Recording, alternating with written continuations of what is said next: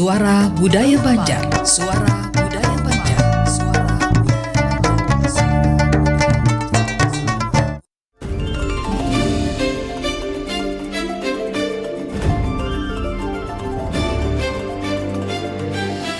Padiran Bayi Sukan Pro 4 RRI Banjarmasin.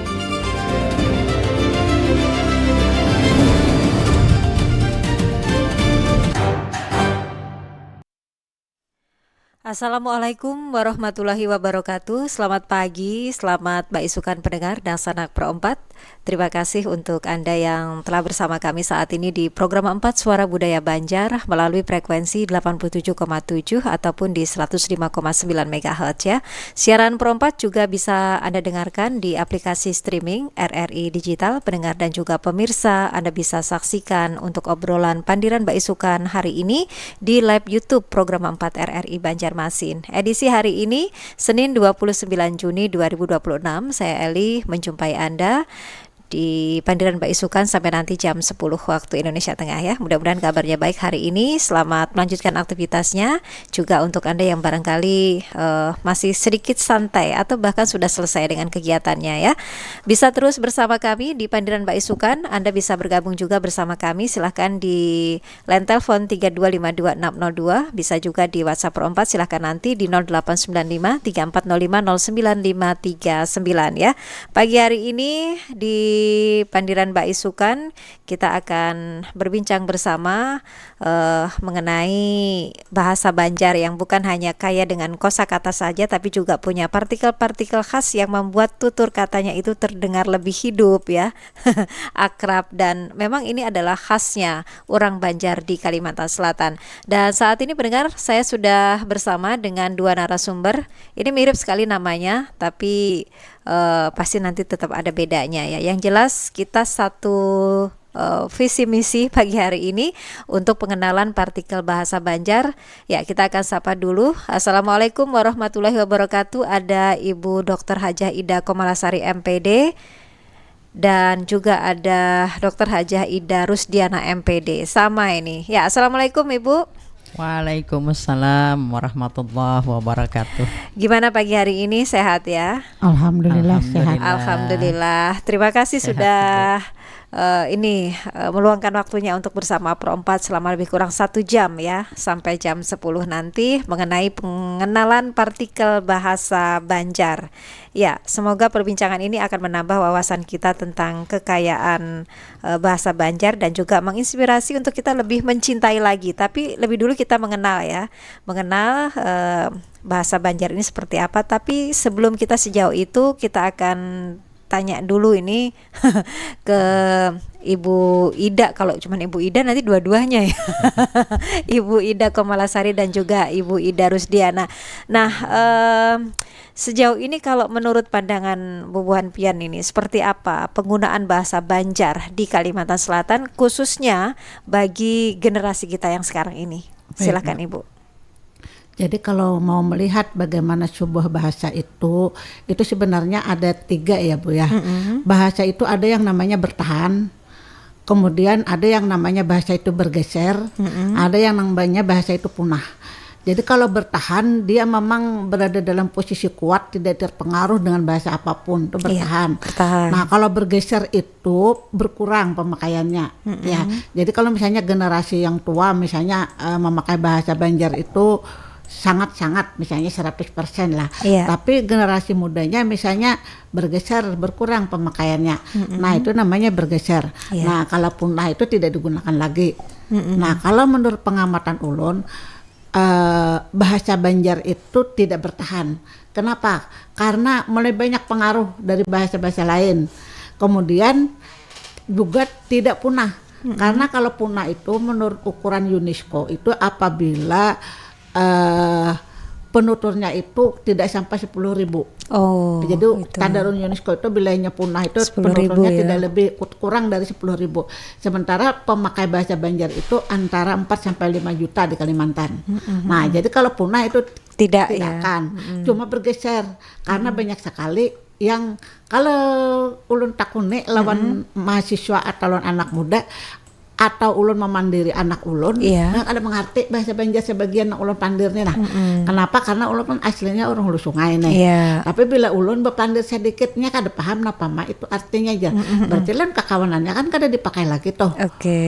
Lawan kan kadang-kadang ada nih dari orang Hulu Sungai ke Kuala kan ke Banjar nih yang khusus ciri-ciri karakteristik dari Hulu tuh kada dipakainya lagi karena merasa rendah diri atau sopan. Makanya di sini perlunya kita belajar dalam partikel. Ini ada partikel-partikel yang di Hulu Sungai dipakai, di Banjar kada dipakai. Ya, berarti salah satu faktornya itu rasa percaya diri. Dan ini yang harus jadi PR kita ya, menumbuhkan rasa bangga dan artinya bahasa ini tidak seharusnya hanya orang tua saja yang memakai ya, tapi memang faktanya saat ini sudah bergeser ya Bu Ida ya.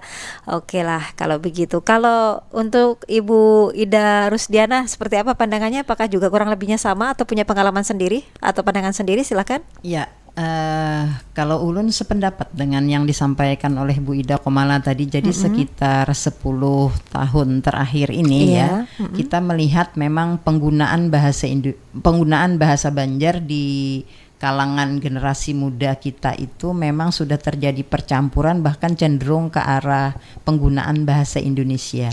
Nah, jadi tetapi alhamdulillah Bu Eli ya, ada banyak usaha. Upaya. Ada banyak upaya yang dilakukan untuk mempertahankan bahasa Banjar ini. Baik. Dan upaya itu nanti akan kita tanyakan lebih lanjut ya. Baik, ini pengenalan partikel bahasa Banjar yang menjadi masalahnya sekarang ini.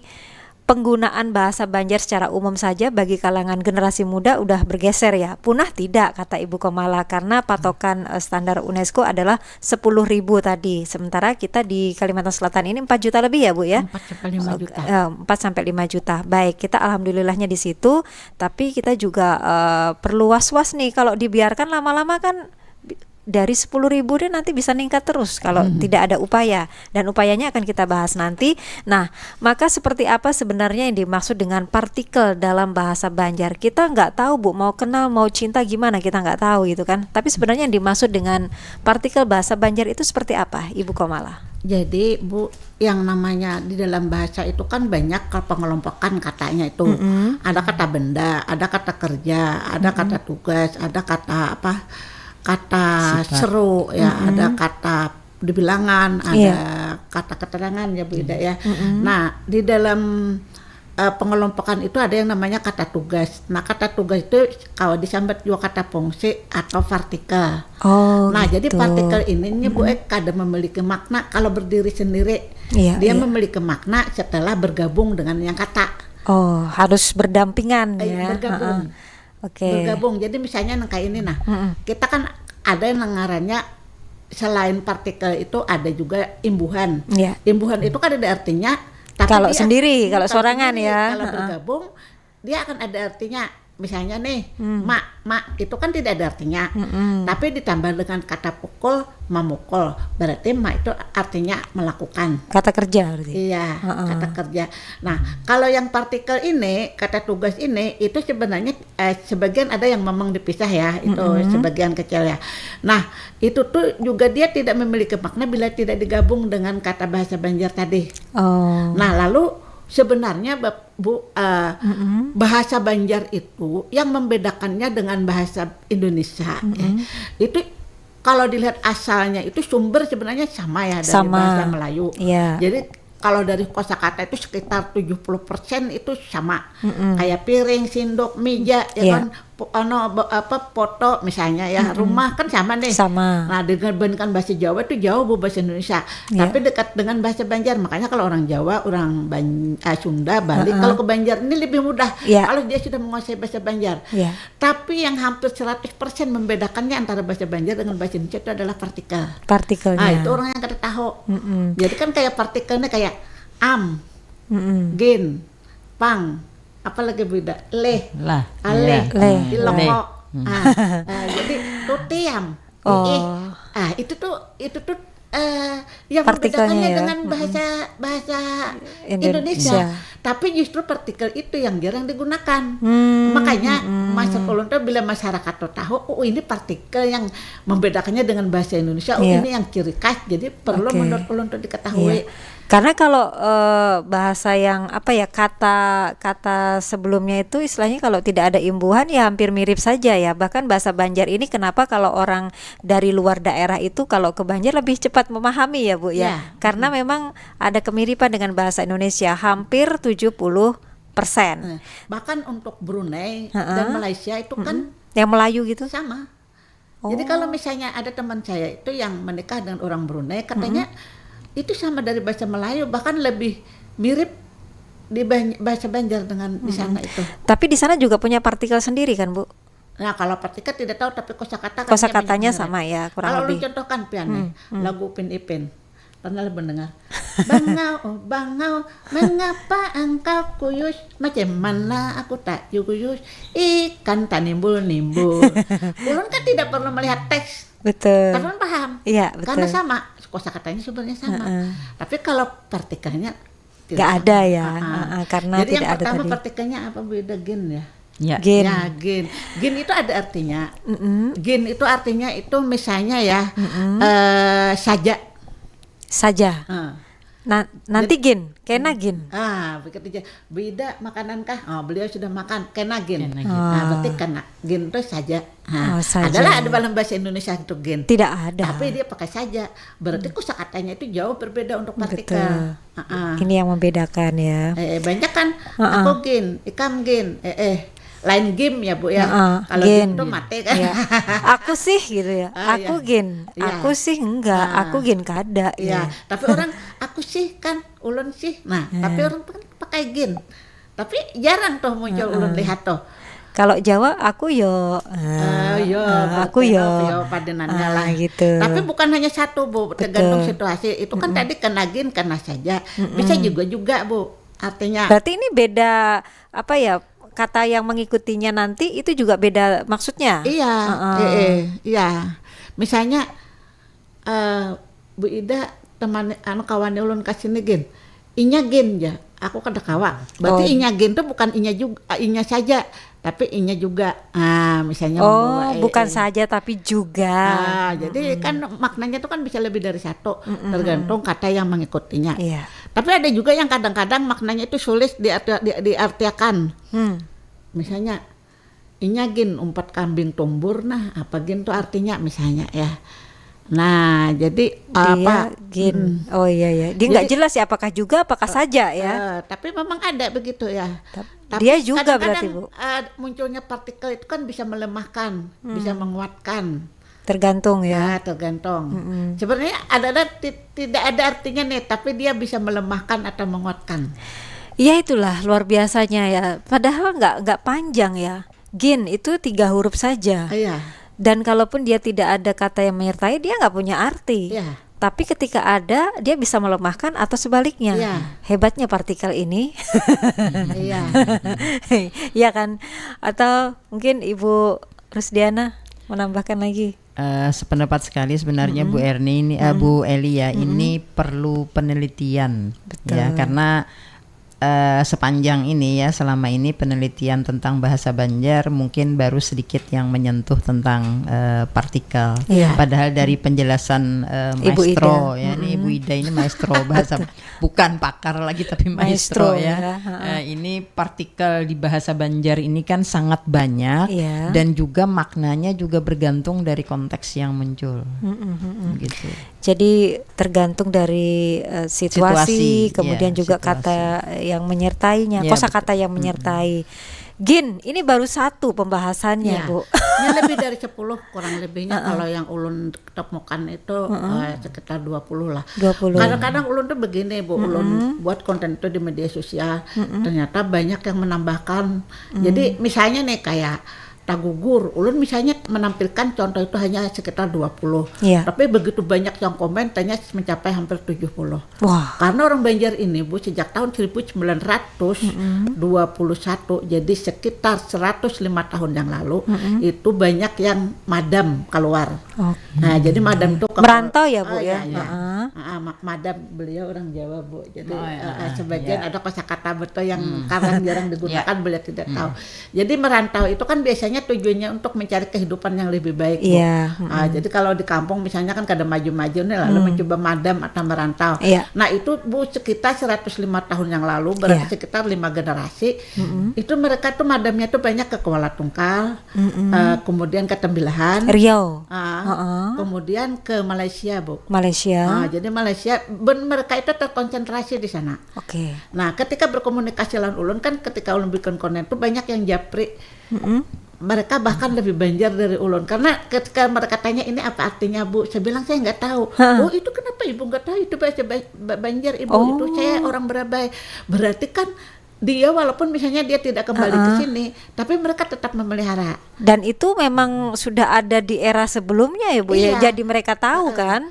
Tapi yang kemarin kan ulun pernah meneliti pada tahun 2011 itu ternyata faktor utamanya adalah mereka menganggap bahwa bahasa Banjar itu adalah bahasa yang sopan sehingga harus digunakan di dalam keluarga meskipun tidak di tempat asalnya bahasa itu ya, karena dianggap yang sopan. Makanya anak-anaknya itu mewarisi bahasa Banjar. Masya Allah. Begitu.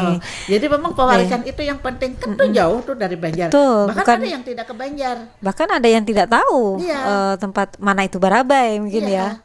Tapi ini luar biasa loh ketika istilahnya setiap keluarga menerapkan itu dan akhirnya menjadi kelompok ya, walaupun bukan di daerah asal. Dan sejauh ini Pian tadi juga mengatakan bahwa mereka lebih Banjar dari kita. Nah, bahkan mereka butuh itu jauh Bu ya, di Kuala Tungkal itu. Misalnya mereka mau menikmati kuburan Mamanda nih, mereka memanggil yang dari Kalimantan Selatan untuk tampil di sana. Oh gitu. Iya, karena waktu orang penampilan ke sana itu berbarengan dengan yang para pertunjukan yang kalau mereka juga mengadakan pertunjukan kurang lebihnya sama nggak sih Bu yang benar yang di sini? Sama aja jadi ya. Kalau Memanda jadi pakemnya sama. Sama. Karena memang yang dari sini dipanggil, jadi tidak bergabung dengan yang di sana. Tuh berapa biayanya ke sana? Betul. Nah, tapi kan secara bahasa Jarpian tadi ada yang memang bahasanya tuh Banjar Banar dari kita gitu. Ada nggak Bu istilahnya kata apa yang mereka di sana itu masih menggunakan sebagai keseharian, tapi di sini justru jarang. Misalnya apa? Kalau yang ulun lihat lah Bu lah, ulun pernah ditanya ini, orang Barabai yang kebetulan madam ke Malaysia. Dia bertanya ulun, Ibu tahu nggak artinya ini tampurung ulakan? Apa Bu? Tampurung ulakan. Tampurung ulakan. Istilah ya? Tampurung ulakan. Istilah ya itu Bu ya? Iya, ungkapan. Ungkapan kan? Ulun sendiri kada tahu. Tampurung itu katanya ulakan. bahasa Banjar Bu. Saya ulun dia berasal dari Barabai. Lalu ulun tanya itu apa artinya? Jadi tampurung ulakan tuh laki bini karena ada suatu masalah kelahi lalu bercerai. Oh bisa. Setelah pisah masing-masing kawin ke lain. Rupanya kada bakal cucukan pulang lawan laki lan bini hanyar nih. Masing-masing bersarakan pulang. Lalu bebulikan. Oh gitu, balik lagi. Kenapa istilah itu jadi tampurung ulakan? Ini tampurung, ini ulakan. Artinya beulak di situ-situ aja. Oh, nggak keluar ya. Begitu. Itu digunakan oleh orang Banjar. Dan setelah ini kita gunakan Bu ya. Karena mungkin jarang sebenarnya terjadi yang begitu. Jadi ulun sendiri dapat itu dari orang Banjar. Komunikasi itu tadi ya. Oke. Nih, kalau Mas Bayu punya mantan, ternyata udah masing-masing jalan sama yang lain, balik lagi, tampurung ulakan Anda ya. Atau kerjaan bisa nggak sih Bu? Kerjaan kita udah keluar nih, ternyata nggak cocok, balik lagi ke tempat kerja yang lama. Iya, sama. Masuk juga ya. Karena itu bukan hanya istilah Untuk Istilah pasangan ya. Ulun kan mencontohkan tuh. Istirih artinya kalau bahasa Banjar tuh beulak di situ-situ Iya, aja. nggak move on ya bahasa anak sekarang ya. Baik. Atau nanti Bu Rusdiana punya istilah lagi yang mungkin jarang didengarkan dan itu juga kita lanjutkan sebagai bagian dari partikel bahasa Banjar ya. Karena ini baru satu ya Bu, yang gin, belum lagi yang lainnya. Kita akan lanjutkan tetap bersama di Pandiran Mbak Isukan. Yang ingin bergabung silakan, kita tunggu. Untuk topik kita pagi hari ini, pengenalan partikel bahasa Banjar. Kami akan kembali untuk Anda sesaat lagi.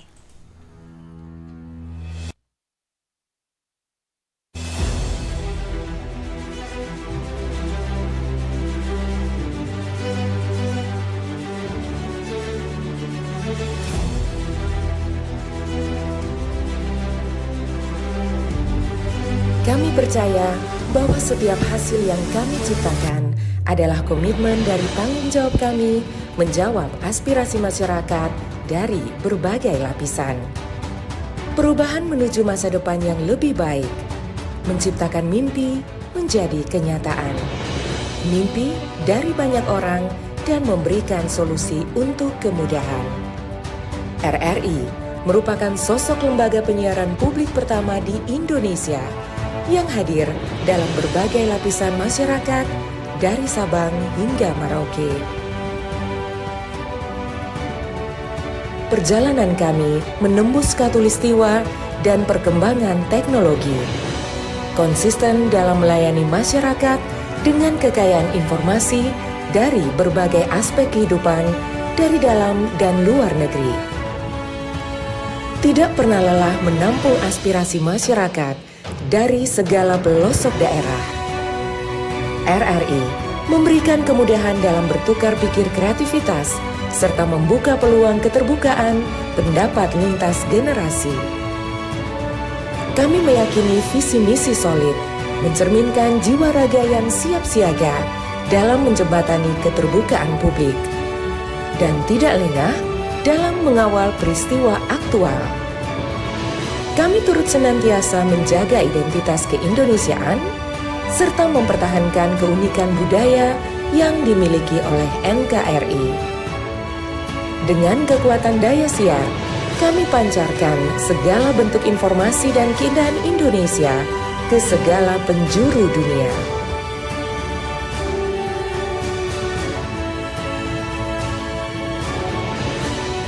Kami adalah mitra untuk membangun masa depan. Kami terus menatap ke depan untuk berinovasi mengembangkan visi besar demi Indonesia yang lebih baik.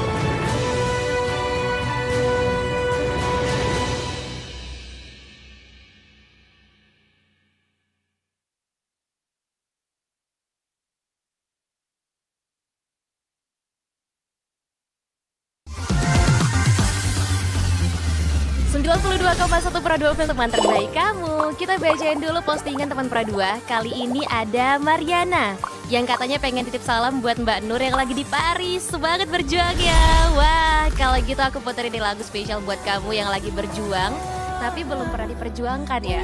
Oui, allô, excusez-moi. Je suis dehors. Ada Mariana yang katanya pengen titip salam buat Mbak Nur yang lagi di Paris. Semangat berjuang ya. Wah, Mar, aku krungu lo salamu. Matur nuwun lo, tombo kangen. Tak kirimi salam balik neng TikTok ya. Samo-samo.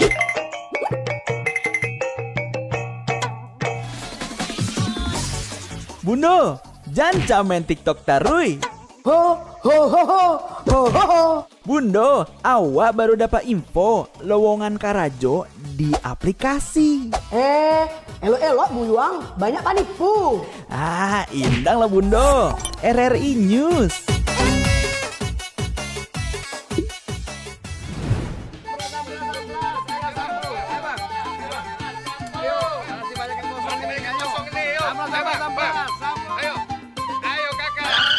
Nyanyi lagu apa kita, Pace? RRI digital saja toh.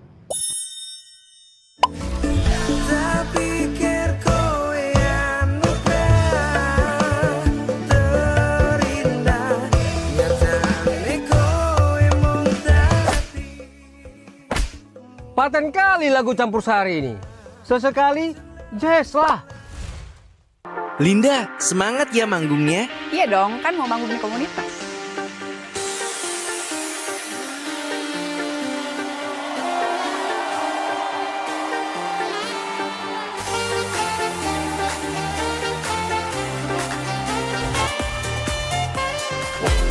RRI ada di berbagai platform. Sekarang banyak cara menikmati RRI. Kamu yang mana?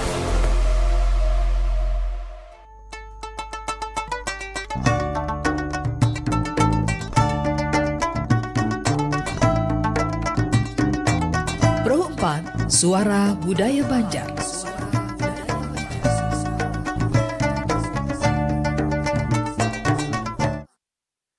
Baik pendengar dan juga pemirsa, kita masih lanjutkan kembali untuk Pandiran Mbak Isukan hari ini bersama dengan Ibu Dr. Hajah Ida Komalasari MPD dan Dr. Hajah Ida Rusdiana MPD, pengenalan partikel bahasa Banjar. Baru satu partikel yang kita ketahui, gin ya, bukan gim. Kalau gim habis tamat ya. Baik, partikel-partikel ini mungkin kalau dalam keseharian itu ya masih kita dengarkan, tapi memang kuatnya itu di kampung Bu ya dibandingkan dengan di kota, karena anak-anak di kota ada kecenderungan barangkali karena pergaulannya yang kurang sehingga penggunaannya juga bergeser gitu ya. Kita nggak bilang punah ini ya kan, nanti salah lagi ya kan. Baik, tapi sebetulnya baik Ibu Ida Komalasari maupun Ibu Ida Rusdiana nih dua-duanya sama ya kan. Jadi yang menjadikan kondisi bahasa Banjar itu sudah mulai bergeser itu apa sih Bu, selain kecenderungan anak muda yang lebih memilih bahasa Indonesia seperti itu? Silakan. Jadi kenapa memilih itu kan sebenarnya banyak pengaruh dari ini Bu, dari kemajuan teknologi. Jadi kemajuan teknologi itu kan HP itu hampir semua orang memiliki tuh. Hampir. Jadi kan sering menggunakan, iya kan, sering menggunakan. Jadi kalau sering menggunakan otomatis kan masuk yang dari luar ini. Yang namanya masuk itu pasti mempengaruhi. Nah jadi sebenarnya bolehkah pengaruh dari luar? Itu boleh. Kita tidak menolak kemajuan, kita tidak menolak modernisasi, tapi ketika boleh itu tadi kita harus pandai menyaring. Kita aja kan misalnya nih nonton drama Cina atau drama Korea, itu kan ada positif ada negatifnya. Nah, kalau negatifnya itu kan di situ menceritakan misalnya mereka bisa berciuman sebelum menikah. Nah itu kan tidak boleh. Tidak baik. Nah, berarti itu harus disaring, itu tuh melanggar agama. Jadi boleh saja menonton, tapi kita harus bisa menyaring yang baik dan yang buruk. Nah, lalu kalau segi penggunaan bahasa itu tadi atau budaya-budaya tadi, itu kan kalau yang baik yang merupakan identitas kita itu harus dipakai. Jadi kalau misalnya nih kita menggunakan bahasa santun, ulun lawan pian misalnya. Tapi kan kalau misalnya bahasa asing mungkin tidak pakai itu ya Bu ya. Sama aja ya. Sama aja. Nah, jadi kalau dilihat itu mana yang identitas kita itu yang bagus dipakai. Nah, jadi filternya ini yang harus Jadi kalau untuk mengetahui filter itu kita harus mengenal identitas kita itu bagaimana. Gimana kita mau nyaring Bu, sementara kita baik buruknya aja kita nggak kenal ya kan? Nah itu masalahnya. Repot kayak ya. hendak memakai bahasa Banjar kalau kita kada kenal. Kada kenal ya. Tapi memang apakah secara umum bahasa Banjar itu selalu menggunakan partikel? Sebenarnya partikel itu ada yang sebenarnya tidak memiliki makna secara harfiah, tapi hanya menguatkan dia sebagai menguatkan atau melemahkan. Misalnya nih Ibu Ida Rusdiana misalnya menyuruh mahasiswa misalnya nukar minta fotokopikan sesuatu ke toko. Inggih Bu Jar, langsunglah dia berangkat nang di fotokopi tinggal barangnya kan. Lalu jadi beda. Iya pang ya. Nah, artinya pang di situ kan. Jadi melemahkan itu. Tapi iya, kan lain tuh artinya. Atau iya itu beda lagi ya Bu. Iya. Jadi kayak melemahkan atau menegaskan, bisa juga kan menghaluskan, melembutkan misalnya nih Bu Eli anak Bu Ilang wadah Bu Ida, tapi duduk di teras saja nih, lalu jar Bu Ida, ayo Pang masukkan. Nah Pang tuh menghaluskan ya kala, beda kan, ayo ada masukkan. rayuan gitu ya. Ayo masukkan, kurang halus. Ayo Pang masukkan. Begitu. Itu kayak ajakan ya. Iya. Jadi bahasa itu kadang-kadang ada yang memang orang tuh kada tahu kenapa memakai begitu. Contohnya nih, ulun kan punya konten nih, jadi konten itu ulun tuh penggemarnya tuh lebih dari 20.000. Setiap bikin konten tuh ulun pakai kata ulun dan pian. Jadi walaupun mahasiswa yang ulun ajak, itu lebih mudah kan. Jadi julun nak menurut pian kayak apa, menurut ulun kayak gini. Ada tuh yang protes Bu. Jadi protesnya harusnya aja. Kenapa aja bepian lawan nang anom jar? Kada pintar lalu aja. Iya. Jadi kan kalau ulun kaget saya Bu. Tapi kan ulun memahami bahwa orang ini tidak mengenal bahasa. Kan beda Bu. Betul. Tapi banyak yang membela begitu. Lalu ulun jelaskan, bikin konten baru lagi. Ketika kita balasnya jawabnya pakai konten juga. Jadi ulun kan yang namanya ulun dan pian itu adalah bahasa yang halus. Pertama, bahasa yang halus itu digunakan dengan orang yang lebih tua. Jadi dengan siapapun saya menggunakan kata ulun dan pian. Yang kedua, ulun itu adalah bila ulun kan tapi kenal orang itu, ada bisa ulun aku ikam langsung. Bentuk penghormatan kita ya. Karena kita kadang-kadang siapa tahu ternyata dia bupati bagaimana? Betul juga. Masa kasar sekali aku ikam karena kita tidak kenal. Yang ketiga karena status. Jadi status itu misalnya kepala sekolah, lebih mudah dari ulun. Masa ulun ikam kepala sekolah hendak kemana? Betul juga ya. Jadi dari status sosial. Yang berikutnya ulun dengan yang lebih muda, ulun ingin mengajarkan bahasa yang halus. Nah, ulun mengajarkan yang halus harus contoh dari ulun. Jadi kalau dia berpikir pian hanya digunakan untuk orang yang lebih tua, berarti dia tidak paham. Berarti ini dia patokannya hanya di angka usia ya. Sementara di sini ada status, ada bentuk penghormatan dan lain sebagainya ya. Jadi ketika ulun jawab itu, ulun tidak misalnya stage komentarnya lalu saya pasang biar orang tahu dia ini salah, enggak juga. Ulun ada sebelumnya yang komentar karena juga ulun kan selalu menghargai orang yang berbicara lawan ulun. Jadi alasan lain lagi, setiap ulun berbicara, ulun selalu memuliakan orang lain. Jadi walaupun dia lebih muda atau dia lebih miskin atau dia lebih kaya, ulun selalu pakai ulun dan pian.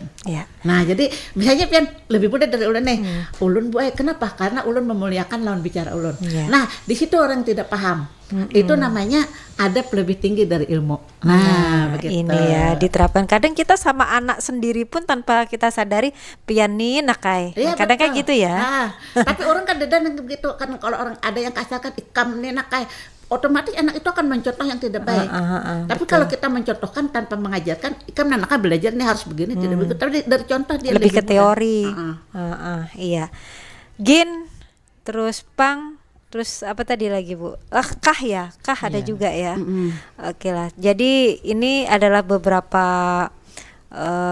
hal yang menjadikan kenapa bahasa Banjar itu bergeser ya, karena memang ada banyak perubahan di era sekarang.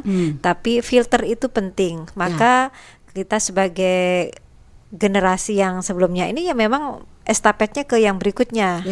Seperti yang dilakukan oleh Ibu Ida, kita nggak cukup hanya teori, maka praktek langsung, dan itu pun kadang pro dan kontra masih ada ya Bu ya. Maka kita akan ke Bu Rusdiana. Seperti apa? Apakah juga menemui hal-hal seperti itu dalam kehidupan sehari-hari atau mungkin di dunia akademisnya juga seperti apa? Silahkan Ibu Rusdiana. Betul sekali ya Bu Eli. Jadi ini sebenarnya yang dialami oleh ulun sendiri di rumah, karena kami sekeluarga yang sebenarnya asalnya orang Banjar ya Bu ya. Ini rata-rata menantu ipar semuanya kan dari pulau seberang, Pulau Jawa. Nah, jadi otomatis bahasa itu terlihat ada percampuran ya. Jadi kalau di rumah itu rata-rata menggunakan bahasa Banjar. Rata-rata menggunakan bahasa Banjar karena mungkin ulun sendiri menegasinya seperti itu. Kakak juga, karena kami ini kan dari prodi bahasa, jadi memahami bahwa kalau bahasa ini harus dipertahankan walaupun di sekolah itu kan menggunakan bahasa Indonesia. Setidaknya di rumah ya dipertahanin. Tetapi orang tuanya yang berasal dari Pulau Jawa misalnya tentu tidak bisa. Jadi kita berbagi tugas. Apakah ibunya yang menggunakan bahasa Banjar terus-menerus secara konsisten, lalu bapaknya misalnya yang menggunakan bahasa Indonesia, begitu Ibu. Jadi ini memang pengalaman pribadi, ya di akademis juga ya, banyak pengalaman tentunya terkait dengan bahasa Banjar ini. Iya. Itu berarti karena perkawinan campur ya, Bu. Iya. Tapi kan tidak mungkin tidak ada upaya yang dilakukan. Maka pembagian seperti itu kan salah satu upaya yang dilakukan ya. Dan sejauh ini hasilnya seperti apa, Ibu Rusdiana? Alhamdulillah sepertinya akhirnya cucu atau keponakan itu bisa berbahasa Banjar, Ibu. Minimal ada yang dari Pulau Jawa dan tinggal di Jawa itu mengerti, tapi karena orang tuanya mempertahankan ya, dia bahkan bisa. Padahal kan bahasa daerah itu kadang kita itu di tahap yang memang nggak tahu sama sekali. Ada yang di tahap saya ngerti tapi kalau ngomongin lagi susah, kan ada yang seperti itu ya. Itu pasif namanya. Pasif ya Bu ya. Kalau aktif itu bepandirnya harap. Kalau pasif itu memahami tapi tidak kada kau bepandir. Kalau bahasa Banjarnya sih tetap udah bisa ngomong nyebutin gitu ya Bu. Tapi secara dialek nggak bisa ninggalin dialek yang lama. Nah itu apa namanya Bu? Masih mungkin dengan bahasa Banjar tapi medok. Itu namanya ini Bu, interferensi. Jadi interferensi itu masuknya sistem bahasa lama ke dalam bahasa yang baru digunakan. Oh gitu. Ya, tapi kan ini dalam upaya kita juga selain menghargai bahasa di tempat kita berada sekarang kan nggak mungkin kalau kita nggak tahu nanti kita kan dibohongin apa misalnya artinya ini ternyata bahasa katanya ini artinya ini gitu kan. Biasanya kalau belajar bahasa itu kadang kenapa ya kok ada kecenderungan tuh biasanya diplesetin itu kenapa ya Bu ya? Maksudnya artinya ini katanya ini artinya begini gitu kan. Kalau misalkan kita terlalu polos kan kadang malah malu kan Bu. Misalnya kenapa ya untuk belajar bahasa itu kadang kalau nggak yang jorok, yang ter gitu yang paling duluan itu kenapa ya? Kalau yang jorok itu karena biasanya kan memang orang suka bercanda. Sebenarnya bolehkah? Boleh jika berduaan, tapi jangan ditampilkan di media sosial. Yang di tempat umum karena ya. itu termasuk atau etika. Jadi kan sering sekali ya yang alat-alat kelamin yang bahasa Banjar tuh disebut saya lihat tuh. Itu mungkin kontennya bercanda, tapi itu kan sebenarnya etikanya tidak boleh. Bolehkah dibolehkan? Kalau secara pribadi misalnya saya dengan Bu Ida boleh. Tak masalah, tapi kalau diperlihatkan di media sosial etikanya kurang bagus. Iya. Kadang kan sekarang era konten ya Bu, orang bikin konten itu kadang bahasanya juga padahal yang nonton kan mungkin ada yang memahami bahasa itu memang tidak baik atau baik. Terus nanti dari segi anak-anaknya juga kan biasanya anak-anak kan suka ngikut ya yang lagi viral apa kayak gitu. Nah, maka upaya mempertahankan bahasa Banjar ini selain apa yang sudah dilakukan oleh Ibu Rusdiana menerapkan di rumah tadi, mungkin ada upaya lain yang bisa dilakukan Ibu Ida Rusdiana atau Ibu Ida Komalasari, silahkan. Jadi kalau upaya itu banyak Bu, banyak. Upayanya tuh yang diminta itu dari mana dulu ya? Kalau misalnya dari sekolah misalnya, sekolah ini sebenarnya pengajarnya itu Bu tidak ada lulusan sarjana bahasa Banjar. Jadi begini, kalau di Jawa itu ada program studi bahasa Jawa. Ya ada. Dan itu nanti jadi guru bahasa Jawa. Kalau di Banjar sini tidak ada program studi sarjana yang mencetak menguasai bahasa Banjar, tidak ada. Adanya begini, kami kan di Universitas Negeri Kalimantan itu ada sarjana pendidikan bahasa Indonesia kan. Di dalamnya itu ada mata kuliah bahasa Banjar dan ada mata kuliah sastra Banjar. Sesederhana itu. Tapi tidak ada yang khusus memang mengajarkan bahasa Banjar. Nah, ini sebenarnya panjang hubungannya. Panjangnya hubungannya begini, tidak mungkin dibuka kalau merasa tidak diperlukan. Nah, itu namanya nomenklatur, Bu. Betul. Misalnya begini nih. Kami kan dulu jurusan program studi kami itu namanya pendidikan bahasa sastra Indonesia dan daerah. Ada kata daerahnya itu. Tapi ketika ada penerimaan pegawai negeri, kata daerah itu tidak ada. Masa tidak sesuai antara lulusan dengan nomenklatur. Itu jadi masalah Bu. Jadi di BKD misalnya kenapa ada kata daerahnya itu. Nah harusnya kan nomenklaturnya seandainya ingin dimasukkan juga bahasa daerah, tambahlah bahasa daerah di program studi dan yang dipermasalahkan begitu. Nah jadi kadang-kadang di sini ada gap ya Bu Ida ya. Nggak sinkron gitu ya, Bu, ya. Seperti itu yang dulu sering terjadi. Jadi yang sekarang ini kita pendidikan bahasa dan sastra Indonesia. Itu aja berarti. Jadi daerahnya itu nggak ada lagi. Jadi menyesuaikan dengan nomenklatur seperti itu. Nah kalau itu menurut ulun karena payung hukumnya itu untuk adanya kata daerah tidak ada, orang tidak akan berani memasukkan kata daerah itu. Pada daerah itu maksudnya kan bisa bahasa Jawa kan, misalnya di Jawa menyesuaikan kan. ini ya lokalnya ya. Sementara di sini misalnya ada muatan lokal bahasa Banjar, tapi guru ahlinya tidak ada, bagaimana? Ya, nggak ini kurang. Ya. Kan berbeda nih, bisa sedikit dengan memang ahlinya kan beda. Betul. Seperti itu. Tapi apakah memang tidak ada sama sekali upaya akan ada itu gitu Bu? Ada itu tuh sebenarnya jika diperlukan. Ada nggak misalnya orang akan memilih program studi yang masa depannya cerah berkilau Bu?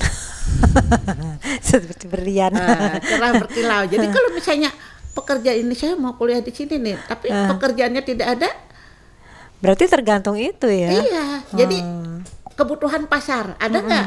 Nah sebenarnya seandainya ditetapkan nih bahasa Banjar itu adalah mata pelajaran wajib, otomatis kan nih orang akan berbondong-bondong, oh ini adalah pekerjaan jadi guru bahasa Banjar misalnya. Berarti nih. Peluang itu ketika memang diperlukan orang baru terciptalah peluang gitu ya? Itu yang namanya kalau perguruan tinggi itu tuh atau akan dilihat apa stakeholder ya Bu ya, dibutuhkan. Kalau tidak dibutuhkan tidak berani kita buka.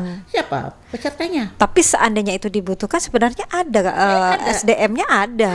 Itu potensinya ada. Lah, tinggal deal ini supaya berkilauan gitu ya Bu ya. Baik, jadi ini beberapa hal yang bisa dilakukan. Tapi kan kalau misalkan ini untuk generasi sekarang Bu ya, kita bicara karena waktunya juga sudah hampir mepet nih, supaya generasi muda itu terbuka memakai bahasa Banjar tanpa kehilangan identitas, tanpa ada rasa malu, tanpa ada rasa canggung.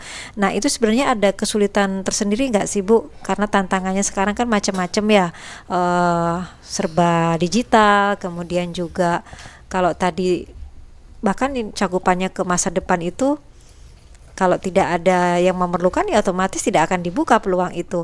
Maka kalau misalkan ini kita bicara yang secara umum saja, untuk generasi muda itu seperti apa Bu caranya supaya mereka ini kan tetap mengenal salah satunya ya partikel bahasa Banjar, kemudian juga tidak kehilangan identitas terhadap bahasa Banjar, itu seperti apa Bu?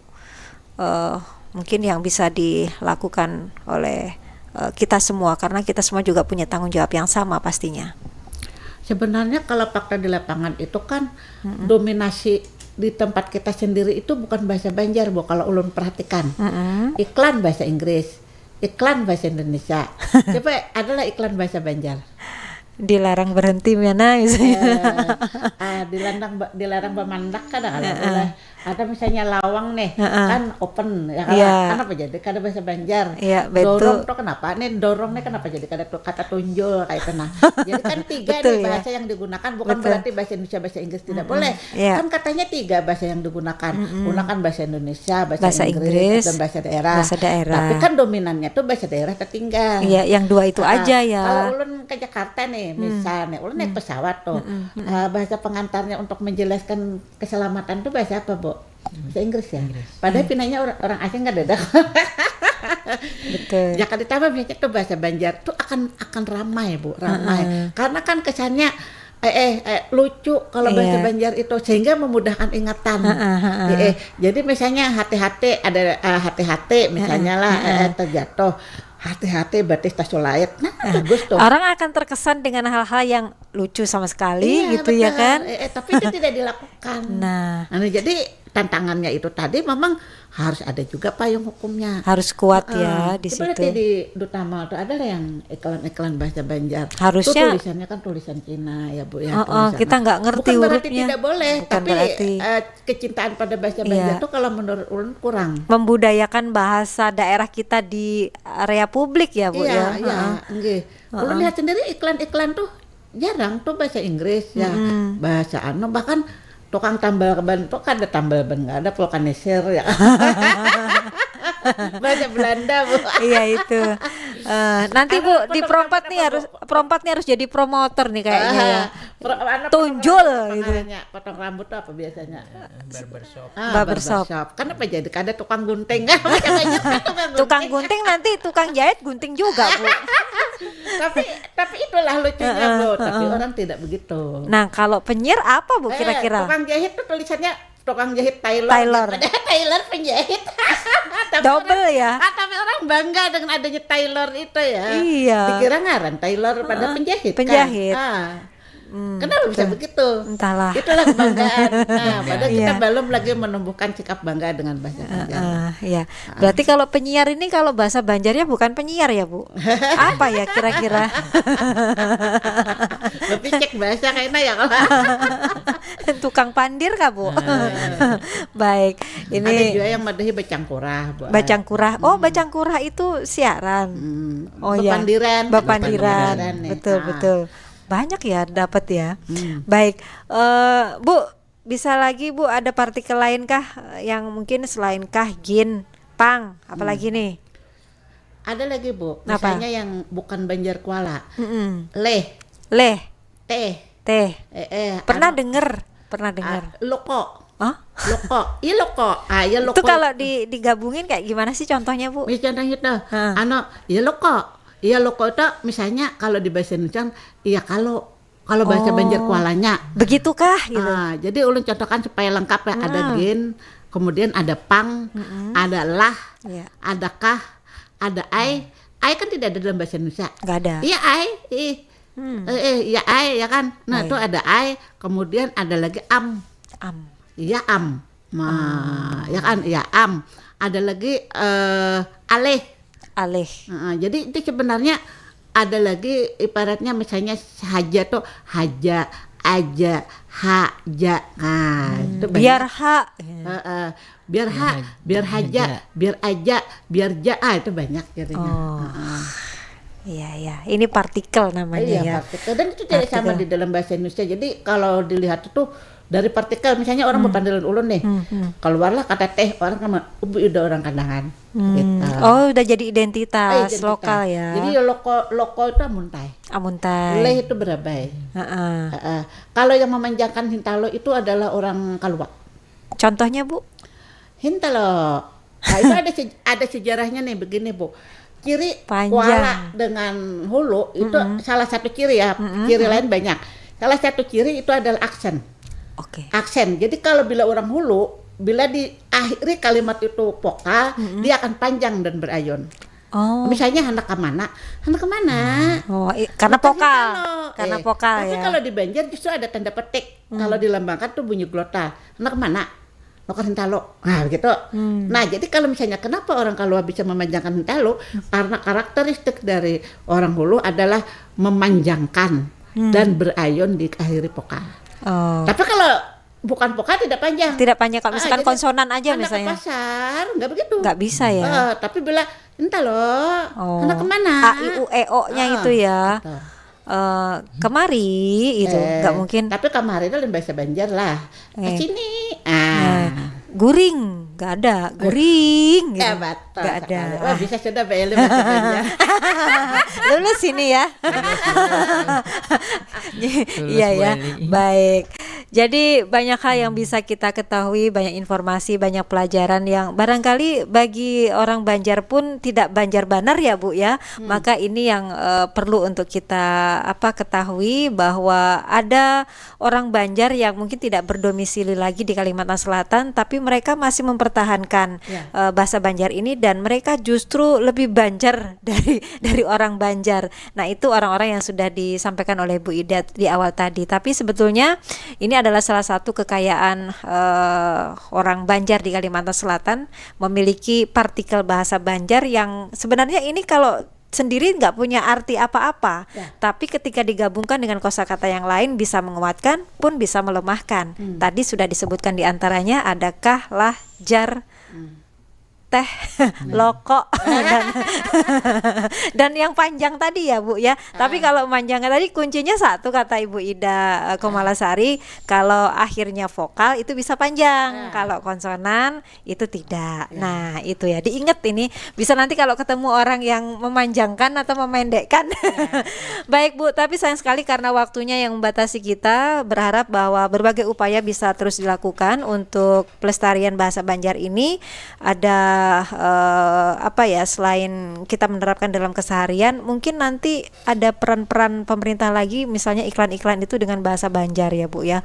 Baik, terima kasih untuk Ibu Dr. Hajah Ida Komalasari MPD, Ibu Dr. Hajah Ida Rusdiana MPD yang sudah berkenan hadir untuk meluangkan waktunya bersama Pro 4. Insya Allah ini akan menjadi pengetahuan yang bermanfaat untuk kita ya, mengenal partikel bahasa Banjar. Terima kasih pendengar yang sudah menyimak sajian Pandiran Mbak Isukan hari ini. Kita akan jumpa lagi di acara yang sama di lain waktu dan kesempatan. Kita akhiri, selamat pagi, selamat Mbak Isukan, dan wassalamualaikum warahmatullahi wabarakatuh.